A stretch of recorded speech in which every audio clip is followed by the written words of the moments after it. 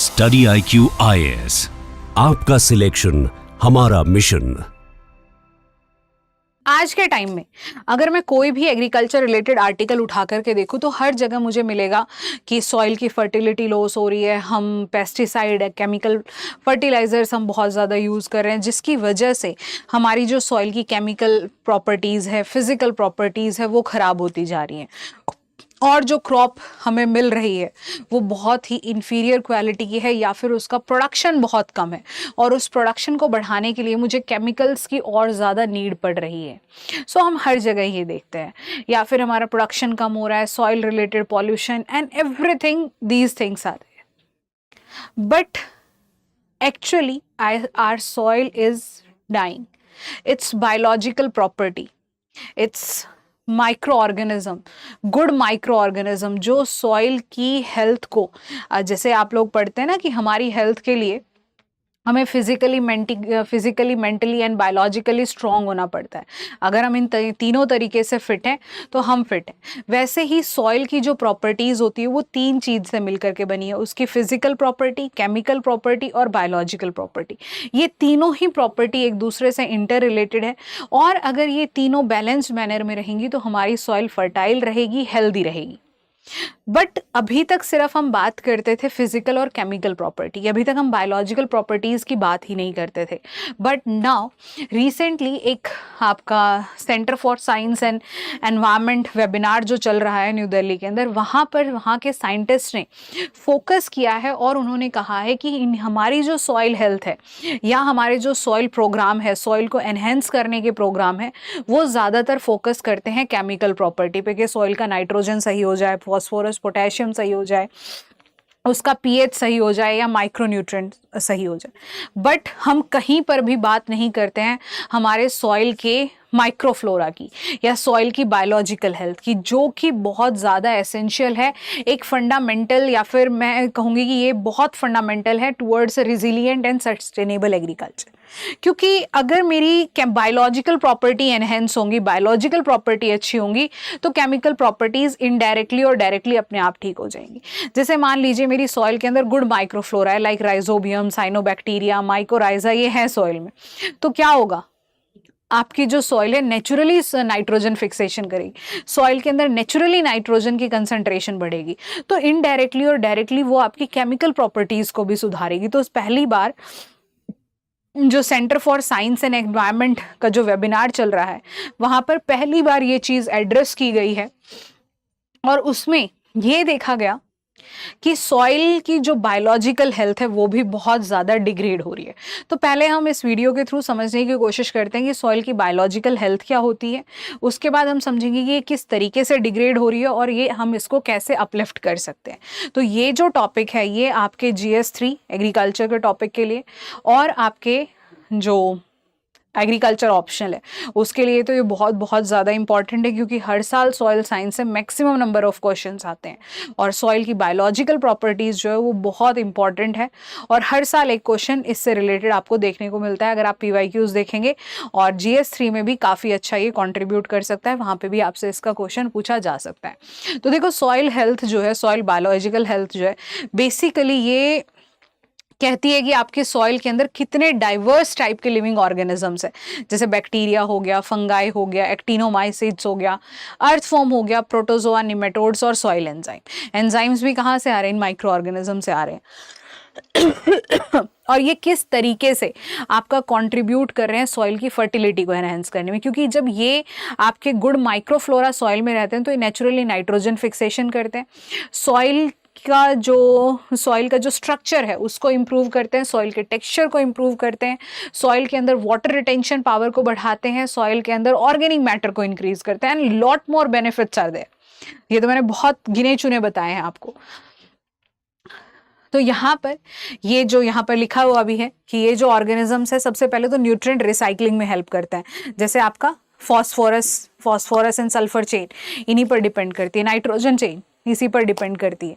Organic matter को decompose करने में ये हेल्प करते हैं, साथ के साथ नाइट्रोजन फिक्सेशन, सॉइल एग्रीगेशन। अगर मेरी सॉइल के अंदर बढ़िया गुड माइक्रो ऑर्गेनिजम्स है तो सॉइल के एग्रीगेट्स बनते हैं।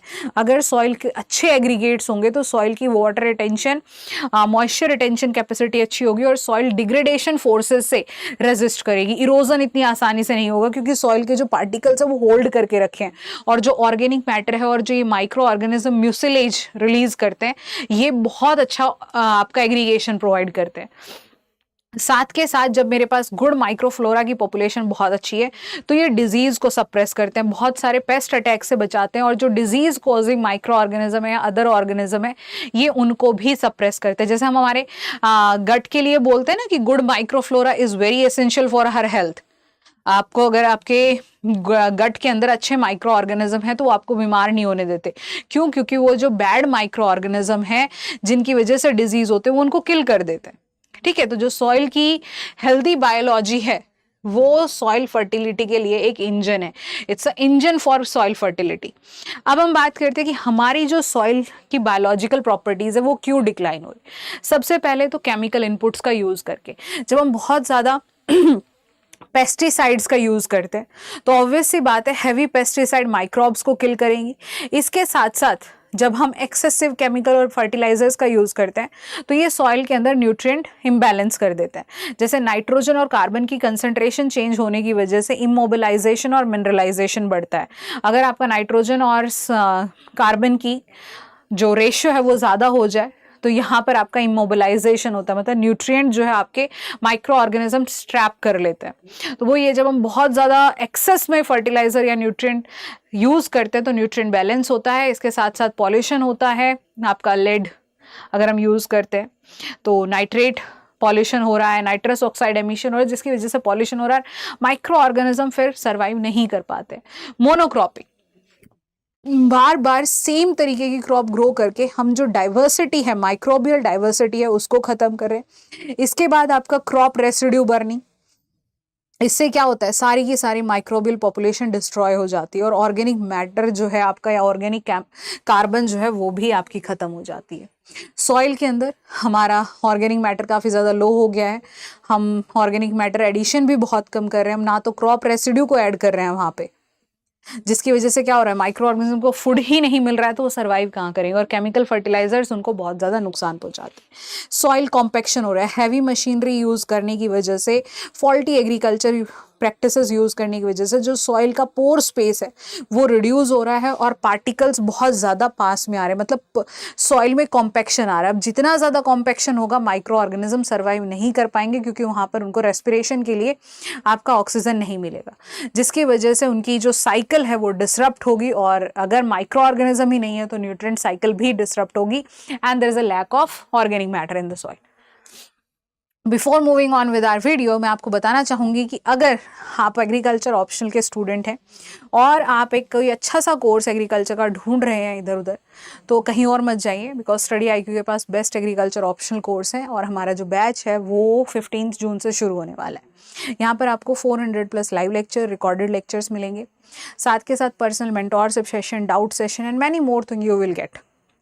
रेगुलर आंसर राइटिंग सेशंस भी हमारे रहेंगे, आपका डाउट सेशन, मेंटोरशिप सेशन, ये तो रेगुलरली रहते ही हैं। और यहाँ पर ना हम बेसिक्स पर फोकस करेंगे, ज़्यादा बेसिक्स से लेकर के एडवांस लेवल तक जाएंगे। और ये एग्रीकल्चर ऑप्शनल सिर्फ CSC वाले बच्चों के लिए नहीं है, जो बच्चे फॉरेस्ट सर्विसेज की तैयारी कर रहे हैं या PCS की भी तैयारी कर रहे हैं वो भी इस कोर्स को परचेज कर सकते हैं। और जो हमारे नोट्स हैं they will completely and fully satisfy all your exam needs। आपको इन नोट्स के अलावा और कुछ पढ़ने की फिर ज़रूरत नहीं रहेगी।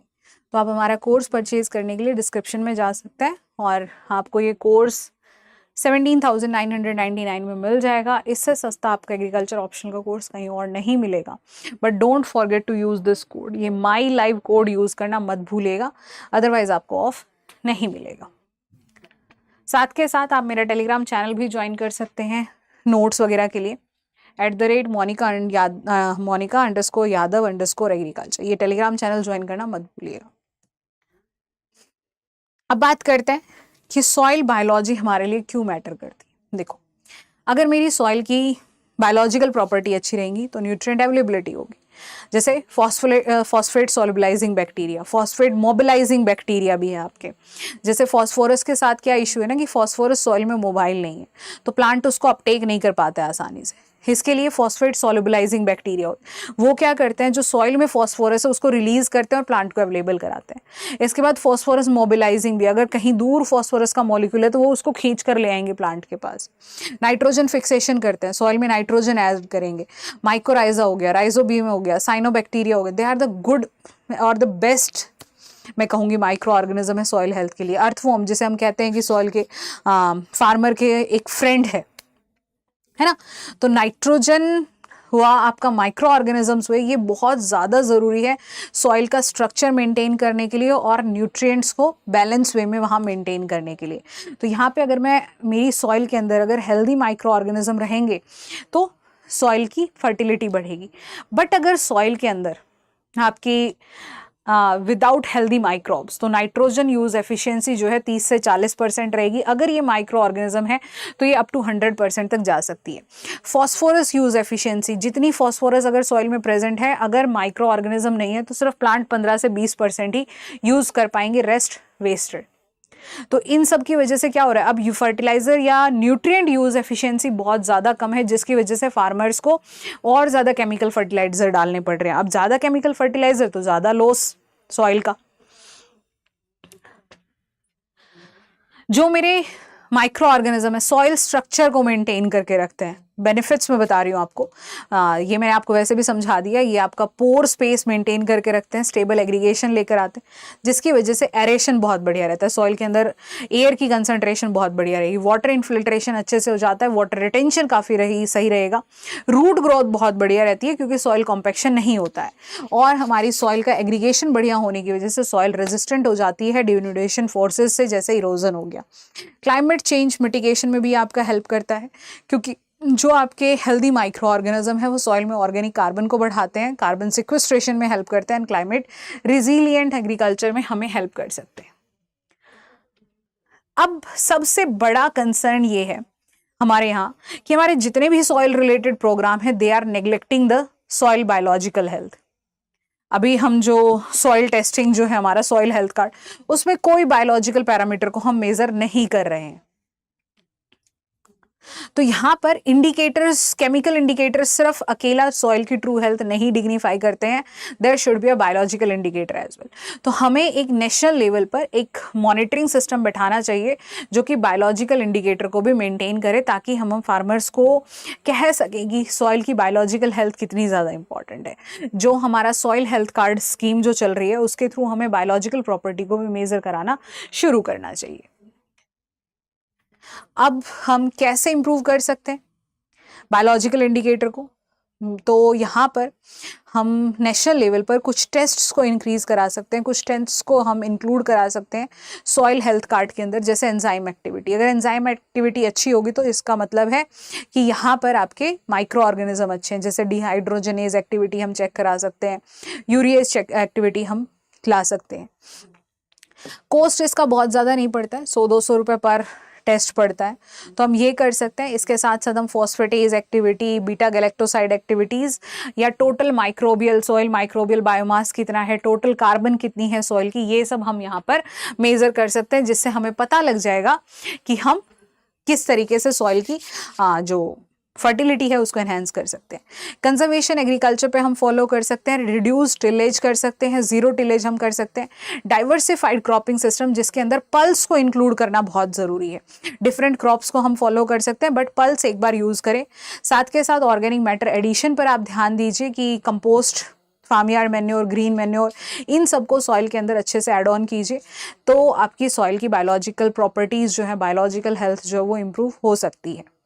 So this is all about for this video. अगर आपको ये वीडियो अच्छी लगी हो तो प्लीज़ लाइक कीजिएगा, शेयर कीजिएगा, सब्सक्राइब कीजिएगा, और अगर आप एग्रीकल्चर ऑप्शनल के स्टूडेंट हैं तो please don't waste your time, course purchase कीजिए और अपनी प्रिपरेशन में लग जाइए, क्योंकि ये 6 से 7 महीने बहुत ज़्यादा क्रूशियल है मेंस के लिए। Don't waste your time any more कि प्रीलिम्स कैसा हुआ कैसा नहीं हुआ, आंसर की, इन सब में बहुत ज़्यादा टाइम वेस्ट मत कीजिए। So this is all about for this video. Thank you so much, have a nice day and all the very best for your exams. Study IQ IAS, आपका सिलेक्शन हमारा mission.